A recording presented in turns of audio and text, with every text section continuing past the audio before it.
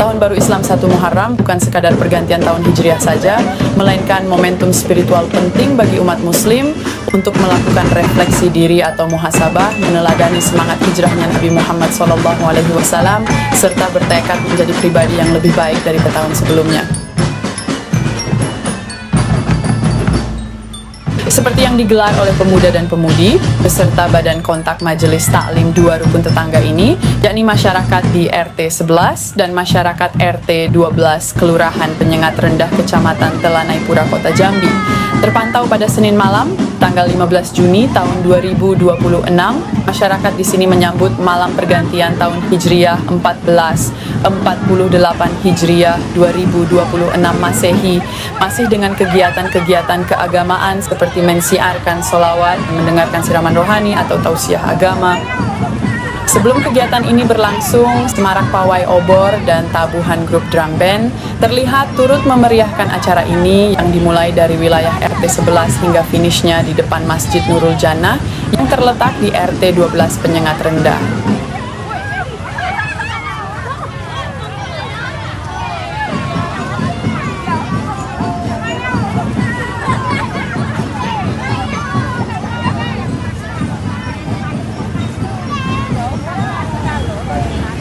Hadir pada kesempatan ini tentunya ada Ketua RT 11 Raden Sarbawi, Ketua RT 12 dan sekaligus Ketua Remaja Masjid Nurul Jannah Bribka Raden Ade Saputra SH, Lurah Penyengat Rendah Muhammad Haikal Fahlevi Rawi, Pemuka Agama Penyengat Rendah, tokoh pemuda, Ketua Lembaga Adat Penyengat Rendah Datuk Subandi SPD, Ketua RT 3 Penyengat Rendah Mutakin Rosidi SPD MPD, kemudian tentunya hadir juga BKMT RT 11 dan BKMT RT 12 Penyengat Rendah, dan pastinya ada Imam Masjid Nurul Jannah beserta pegawai lainnya, dan diramaikan pula tentunya oleh para pemuda dan pemudi sekitar. Terima kasih juga kepada panitia yang saat ini, mudah-mudahan nanti itu selesai acara ini masih ada kegiatan itu berpersiapan untuk kita semua warga yang telah ikut andil berpartisipasi. Mungkin ada bagian furniture atau mendistribusikan kotak nasi, ada yang tidak dapat, ada yang dapat, kami mohon untuk ke depannya kalaupun mungkin tidak dapat, ya mungkin dipersilakan untuk mandiri membeli sendiri, itu tidak ada apa-apa, tidak ada masalah. Karena pun ada kritik dan sarannya, saya harap bisa. Nah, di dalam rangka satu Muharram ini, amal ibadah kita diterima dan doa kita diterima. Dari ceramah dapat kita bergabung di masyarakat ini. Sedikit saya ucapkan juga untuk masyarakat di sini kita. Karena di dalam Islam juga mengajarkan bahwa itu selalu menjaga lingkungan, kebersihan agar sampah itu tidak. Yang saya hormati lagi Bapak penceramah kita yang insya Allah pada malam hari ini Pak memberikan siraman rohani pada kita yang hadir di masjid ini, juga yang saya muliakan para khotib, para imam, khotib, bilal, muazzin Masjid Nurul Jannah yang selalu insya Allah disehatkan dan dimudahkan sama Allah. Puji dan syukur marilah kita panjatkan kehadiran Allah Subhanahu wa Ta'ala, yang mana pada malam hari ini kita bisa bersilaturahmi dalam keadaan sehat walafiat, dalam keadaan Islam, sehingga kita bisa berkumpul di Masjid Nurul Jannah ini dalam rangka. Berikut mari kita saksikan prosesi adzan tausiah yang mengusung tema Hijrah Menuju Pribadi yang Lebih Baik dari Masa Depan Penuh Berkah, yang disampaikan oleh Al-Ustadz Haji Abdullah Muchtar Agustian Al-Hafidz.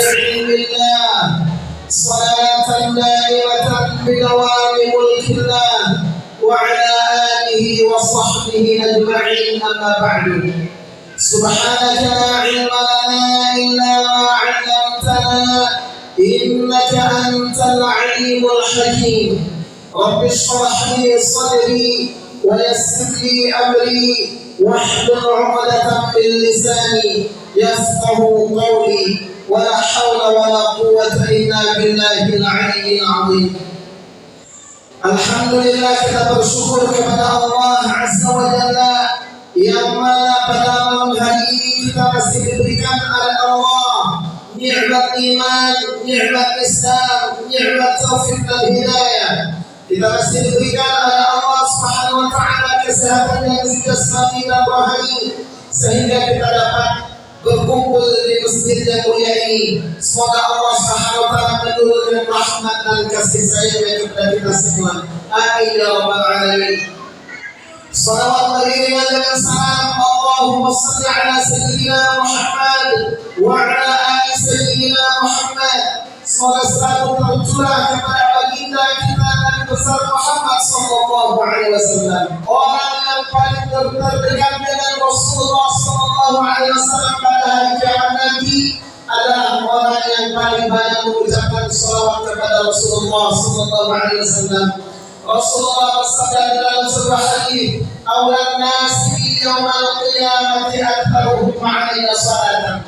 Orang yang paling utama, yang paling dekat dengan pada hari kiamat nanti kata Rasulullah adalah mereka orang yang paling banyak mengucapkan salawat kepada Rasulullah sallallahu alaihi wasallam.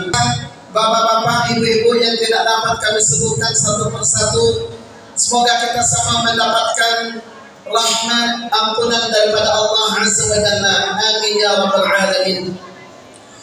Bapak-bapak, ibu-ibu yang dimuliakan oleh Allah Subhanahu wa taala, hadirnya kita pada malam hari ini, kita menta'zimkan, kita mengagungkan bulan Hijriah, yang mana orang yang mengagungkan syiar-syiar Allah adalah tanda-tanda hati yang bertakwa kepada Allah Subhanahu wa taala.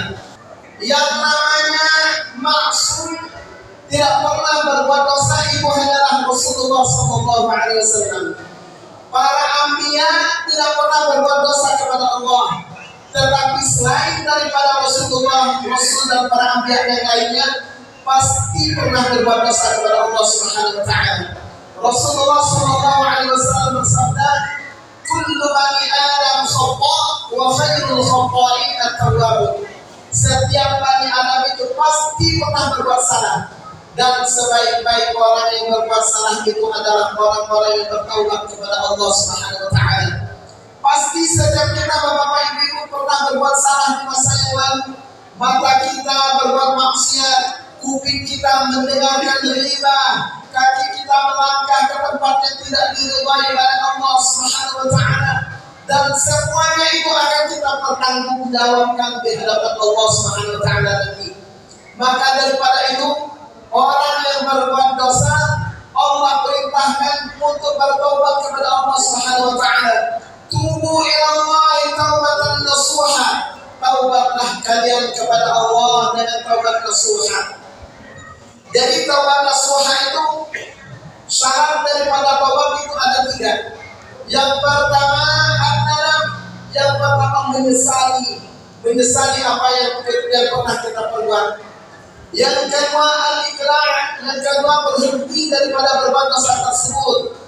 Yang ketiga al-azmu an la ya'uda ilaih, berazam tidak akan kembali lagi kepada dosa yang tersebut. Dan ulama menambahkan syarat yang berikutnya, syarat yang keempat, yaitu raddul mazalim, mengembalikan. Kalau dosa tersebut bersangkut paut dengan manusia, maka kita kembalikan haknya. Pernah mencuri hak orang lain, pernah mengkhianati orang lain, pernah mengambil hak orang lain, maka kita kembalikan dulu hak orang tersebut, barulah kita meminta ampun kepada Allah Subhanahu wa taala. Sebelum kita meminta maaf sesama manusia, sebelum kita mengembalikan hak orang lain yang pernah kita zalimi, walaupun air mata kita menangis darah, beribu-ribu istighfar kita panjatkan kepada Allah, Allah tidak akan ampunkan dosanya. Jadi syarat taubat nasuha itu ada 4. Yang pertama an-nadam, menyesal. Yang kedua al-iqla', berhenti daripada berbuat dosa tersebut. Yang ketiga al-azmu an la ya'uda ilaih, berazam tidak kembali lagi ke berbuat dosa tersebut. Yang keempat raddul mazalim, mengembalikan hak orang lain yang pernah dia zalimi. Orang yang bertaubat kepada Allah Subhanahu wa taala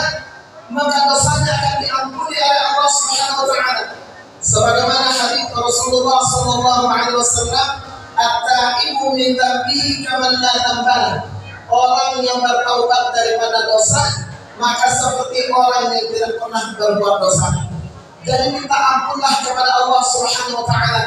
Di dalam Al-Qur'an Allah berfirman, "Wa man ya'mal su'an aw yadhlim nafsahu, thumma yastaghfirillaha yajidillaha ghafurar rahima." Siapa yang pernah berbuat dosa atau menzalimi dirinya, kemudian dia beristighfar meminta ampun kepada Allah Subhanahu wa taala, maka dia akan mendapatkan bahwa Allah Maha Pengampun, mengampuni dosa-dosanya. Walladzina idza fa'alu fahishatan aw zalamu anfusahum dzakarullaha fastaghfiru li dzunubihim wa man yaghfiru dzunuba illa Allah wa lam yusirru 'ala ma fa'alu wa hum ya'lamun ulaika jazaohum maghfiratun min rabbihim wa jannatun tajri min tahtiha al-anhar khalidina fiha wa ni'ma ajrul 'amilin. Orang-orang yang pernah berbuat fahisyah, apabila mereka berbuat kejahatan, kemudian mereka ingat kepada Allah Subhanahu wa taala, kemudian fastaghfiru li dzunubihim, mereka itu meminta ampun atas dosa-dosa mereka. Tidak ada yang dapat mengampuni dosa kecuali Allah, dan mereka itu tidak terus-menerus berbuat dosa yang dia lakukan. Maka balasan daripada Allah Subhanahu wa taala, ulaika jazaohum maghfiratun min rabbihim. Mereka itulah balasan daripada Tuhan mereka adalah ampunan Allah dan surga Allah Subhanahu wa taala yang mengalir di bawahnya sungai-sungai. Itulah sebaik-baik pahala yang diberikan oleh Allah Subhanahu wa taala bagi orang yang beramal saleh. Bapak-bapak, ibu-ibu yang dimuliakan oleh Allah Subhanahu wa taala, jangan pernah kita berputus asa bahwa dosa yang kita perbuat itu sangat banyak, sudah berkarat. Mungkin kita berprasangka bahwa Allah tidak akan mengampuni dosa kita. Tidak boleh. Kita seorang pendosa harus mengharapkan terus ampunan Allah Subhanahu wa taala. Bahkan ditegaskan di dalam Al-Qur'an, la taqnatu min rahmatillah. Jangan kalian berputus asa daripada rahmat Allah. Jangan berputus asa daripada ampunan Allah Subhanahu wa taala. Allah itu Maha luas ampunannya. Betapa banyak dosa kita, Allah menghadang kita dengan seluas-luas ampunannya. Bahkan Allah cinta kepada orang-orang yang bertobat kepada Allah. Innallaha yuhibbut tawwabina wa yuhibbul mutatahhirin. Sesungguhnya Allah Subhanahu wa taala sangat suka, sangat cinta kepada orang yang bertaubat, dan Allah sangat cinta kepada orang yang membersihkan dirinya. Jadi betapapun besar dosa yang lalu yang kita perbuat di masa yang lalu, kalau kita bersimpuh di hadapan Allah, lisan kita basah dengan istighfar, Allah akan ampuni dosa kita. Sebesar apapun dosa tersebut, kecuali dosa syirik yang tidak diampuni oleh Allah Subhanahu wa taala. Allah Subhanahu wa taala berfirman di dalam Al-Qur'an, "Innallaha la yaghfiru an yushraka bihi wa yaghfiru ma duna dzalika liman yasha." Sesungguhnya Allah tidak akan mengampuni dosa syirik kepada Allah, tapi Allah mengampuni dosa-dosa selain daripada syirik kepada Allah SWT. Kisah yang sangat ma'ruf ibu-ibu, kisah yang sangat sering kita dengar, bahwa ada seseorang yang membunuh 99 jiwa, tetapi tekad untuk bertaubat ada di dalam sanubarinya. Maka dia akan mendatangi seorang rahib, seorang ahli ibadah di masa tersebut. Dia bertanya, "Wahai rahib, qataltu 99 nafsan, aku telah membunuh 99 jiwa. Adakah cara bertaubat untukku?" Maka rahib tadi menjawab, tidak ada jalan untuk bertaubat kepada Allah SWT. Maka orang ini pun membunuh rahib tersebut sehingga genaplah 100 jiwa yang dia bunuh. Tetapi tekad untuk bertaubat kepada Allah tetap ada, tetap bersemi di hatinya. Maka pun dia menghadap kepada orang alim, "Wahai ulama, aku telah membunuh 100 jiwa. Adakah jalan untukku untuk bertaubat kepada Allah?" Maka ulama tadi memberikan petunjuk kepada orang ini, "Hendaklah engkau berhijrah berhijrah daripada kampung engkau berbuat maksiat ke suatu tempat yang mana tempat tersebut engkau akan mendapati para hamba Allah menyembah mendekatkan diri kepada Allah Subhanahu wa taala.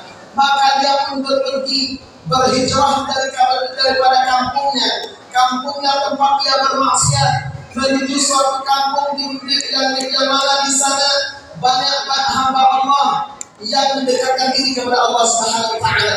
Maka orang ini di dalam perjalanan meninggal dunia, maka malaikat azab ingin membawa orang ini ke neraka dan malaikat rahmat ingin membawa orang ini ke dalam surga. Maka bersengketalah dua malaikat tersebut. Kemudian Allah utus suatu malaikat yang akan menghakimi dua malaikat tersebut. Maka diperintahkan kepada malaikat tersebut, hitunglah jarak daripada kampung dia bermaksiat kepada kampung tempat dia akan bertaubat. Jika jarak ke kampung ia bertaubat dekat daripada jarak kampung ia bermaksiat, maka masukkan orang ini ke dalam surga Allah Subhanahu wa taala. Kemudian malaikat tadi mengukur jarak daripada kampung ia bermaksiat ke tempat ia ingin meninggal dunia, dan daripada tempat ia meninggal dunia ke tempat kampung yang akan dia bertaubat. Maka ternyata jarak dari tempat ia meninggal ke kampung yang ia akan bertaubat di kampung tersebut rupanya lebih dekat ke kampung yang tempat ia akan bertaubat kepada Allah SWT. Maka kata Allah SWT, masukkan orang ini ke dalam surga Allah SWT. Kemudian dimasukkanlah orang ini ke dalam surga Allah. Jadi intinya, betapapun besarnya dosa kita, kalau kita ingin mau bertobat kepada Allah, akan diampuni oleh Allah Subhanahu wa taala. Basahi selalu lisan kita dengan istighfar. Rasulullah sallallahu alaihi wasallam bersabda, "Likulli da'in dawa'un wa dawa'ud dunubi al-istighfar." Setiap penyakit itu ada obatnya, dan obat daripada dosa itu adalah istighfar, dan minta ampun kepada Allah Subhanahu wa taala. Jangan sampai kita meninggal dunia dalam keadaan tidak bertaubat kepada Allah Subhanahu wa taala. Salah satu contoh orang yang tidak bertaubat daripada maksiatnya, beberapa tahun yang lalu, bukan zaman dahulu Bapak-bapak Ibu, tapi baru zaman kita ini terjadi salah seorang di Mesir meninggal dunia, kemudian digalilah kuburan untuknya sampai 33 kuburan. Setiap kuburan ada elang yang siap melahap jenazah ini. Maka penggali kubur pun menghadap kepada mufti di Mesir, bertanya kepada orang alim, "Ya ulama, ta'idna min hafril qabri." Wahai ulama, kami sudah capek menggali kubur. 33 kuburan yang kami gali tetap ada ular di dalamnya. Apa yang kami lakukan terhadap jenazah ini, wahai ulama? Maka ulama tadi bertanya kepada penduduk Mesir, "Wahai penduduk Mesir, apa yang kalian ketahui tentang jenazah ini? Apakah dia meninggalkan sholat? Apakah dia tidak membayar zakat?" Maka serentak penduduk Mesir tadi menjawab, "Wahai ulama, kami tahu orang ini adalah orang soleh. Dia selalu sholat di masjid, dia selalu sholat berjamaah, dia puasa Ramadan, dia tunaikan zakat. Cuman setahu kami, wahai ulama, sampai dia meninggal dunia, dia tidak bertaubat daripada riba." Tidak bertaubat daripada riba. Nah, ini yang banyak di kampung kita, bapak-bapak, ibu-ibu, yang selalu meminjam uang di bank kemudian membayar dengan bunganya. Itu adalah riba. Kullu qardin jarra naf'an fa huwa riba. Setiap simpan pinjam yang mana orang yang meminjamkan mendapatkan manfaat daripada orang yang meminjam, maka itu adalah hukumnya riba. Maka ulama tadi berkata kepada penduduk Mesir, "Lemparkan jenazah ini ke kuburan yang terakhir." Maka dilemparkan jenazah ini ke kuburan yang terakhir. Belum lagi jenazah ini masuk ke liang lahat, sudah disambar oleh ular-ular yang besar, kemudian dilahap di depan penduduk Mesir. Ini salah satu daripada contoh orang yang tidak bertaubat daripada riba sebelum dia meninggal dunia. Jadi kalau kita ingin bertaubat, jangan sudah sekalipun mau bertaubat. Wa laisa at-tawbatu lil ladzina ya'maluna sayyi'at bukan taubat orang yang berbuat dosa tersebut hatta idza hadara ahadahum maut, sampai maut mendatangi mereka, tidak lagi diterima taubat dari Allah Subhanahu wa taala. Kemudian tidak diterima taubat apabila matahari terbit daripada barat. Tidak diterima taubat apabila salah seorang yuhadir, apabila sakaratul maut kematian sudah sampai di lehernya, barulah mereka ini bertaubat, maka taubatnya tidak diterima oleh Allah Subhanahu wa taala. Maka daripada itu tidak ada gading yang tidak patah, tidak ada manusia yang tidak pernah berbuat kesalahan. Pasti kita semua pernah berbuat dosa, maka minta ampunlah kepada Allah Subhanahu wa taala daripada dosa-dosa kita yang telah kita lakukan di masa yang lalu di tahun 1447 Hijriah. Kemudian setelah kita bertobat kepada Allah Subhanahu wa taala, Al-Quran mengajarkan kita supaya dosa kita itu terhapus, maka berbuat baik, banyak berbuat baik. Di dalam Al-Quran Allah berfirman, innal hasanati yudhibnas sayyi'at, sesungguhnya kebaikan yang kita lakukan itu dapat menghapuskan segala keburukan kita yang masa lalu. Dan Rasulullah SAW juga menegaskan, ittaqillaha haitsuma kunta wa atbi'is sayyi'ata al-hasanata tamhuha wa khaliqin nasa bi khuluqin hasan. Takutlah kalian kepada Allah dan ikutkanlah perbuatan yang buruk itu dengan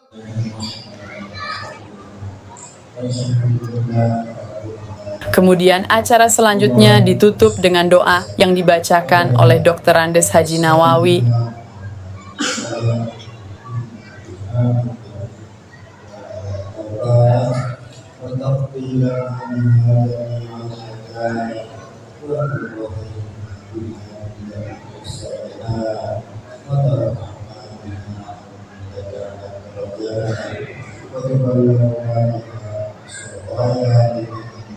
Allahumma inna nas'aluka ilman nafi'an wa rizqan bis-sunnah. Akhirna ya Allah, ya Allah, ya Allah, inna Allahumma tawfir umurana wa wasi' arzaqana wa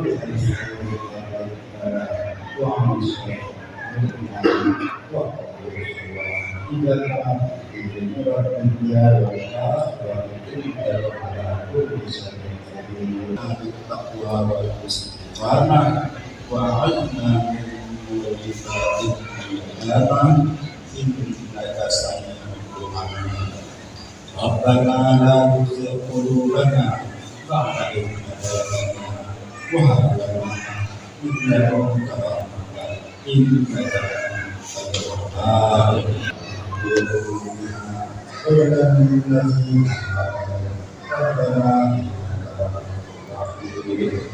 Rabbana hab lana min azwajina wa dhurriyyatina qurrata a'yun waj'alna lil muttaqina imama.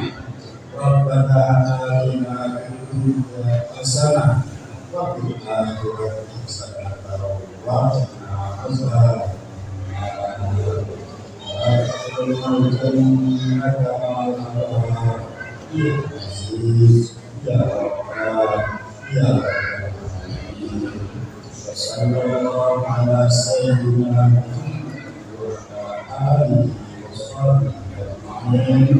Subhana rabbika rabbil izzati amma yasifun wa salamun alal mursalin walhamdulillahi rabbil alamin. Dari Kelurahan Penyengat Rendah, Kecamatan Telanai Pura, Kota Jambi, Raden Wahyudi, Newsline TV melaporkan.